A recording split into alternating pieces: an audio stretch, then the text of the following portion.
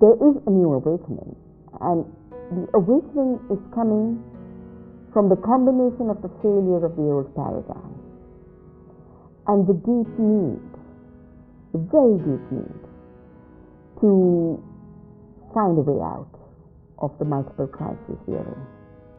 The old paradigm is based on the idea of isolated, atomized individuals. As Margaret Thatcher said, there is no society, there are only individuals. And then it is assumed that the individuals are like hard billiard balls. Someone has to come and poke them into a hole, and nothing else can work. And we are not billiard balls. We are living systems. And we live in a living world of interconnectedness. The reclaiming of the living future is happening in millions of places without an externally controlled design, but a simultaneously identified common pattern. Because living systems have the same pattern. It could be a plant, it could be a cell, it could be the cosmos, it could be a human being, it could be a community in Portland, it could be a community in my valley.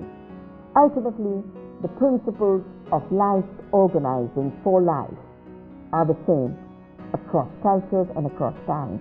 And I think we are at that amazing threshold that as humanity stands at the precipice of extinction, and ordinary people are facing huge problems. A 250,000 Indian farmers are committed suicide. Half of Europe, in the countries like Greece and Spain and Portugal, who are losing their work. They're standing and saying something is wrong with this system, which is why you get an Occupy movement, which is why you get young people saying this is not working for us. So what will work? The really big shift we need to make in our consciousness is to recognize that everyone doesn't have to be moved externally by an external controlling force. That each of us is moving from the inside into an interconnected world. And that change can happen so fast that the momentum of destruction can actually be slow in comparison. And that's where at least I get my hope and I get my optimism. And I think a second deep advantage of the living building movement here or our Navdanya movement in India is it shows nature's potential.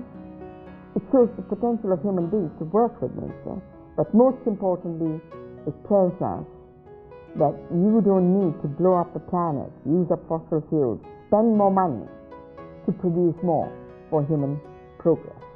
Human progress today is improving the life and well-being of the larger Earth community, and everyone in your community and yourself. And I deeply believe that social justice and ecological sustainability are two sides of one coin. They are not divisible. One of the most amazing individuals of our times was Mahatma Gandhi. And he did not fight the British with cannonballs. He did not fight the British with arms. He fought the British by taking out a spinning wheel and saying, we can make our own cloth. Why should we depend on being enslaved and our cotton taken to England to then send us manufactured clothing? And the second thing, he said, is compassion will be our strength. And every day his prayer was, make me more womanly. Because from him, learning to be compassionate was part of that feminine principle and that quality. The model of the master comes from that old idea of man's empire. It's an old patriarchal concept. And that's why the rise of the feminine is both the irrelevance of a master. And as Andrew Lewis said, when you have to change the system, you don't use the master's tools to break the master's house. You create new tools to create a better house. If you add all of these transformations that are needed towards the living, of course they're shaping a living future. So I think we can either sort of sleepwalk our way to extinction or consciously shape a future.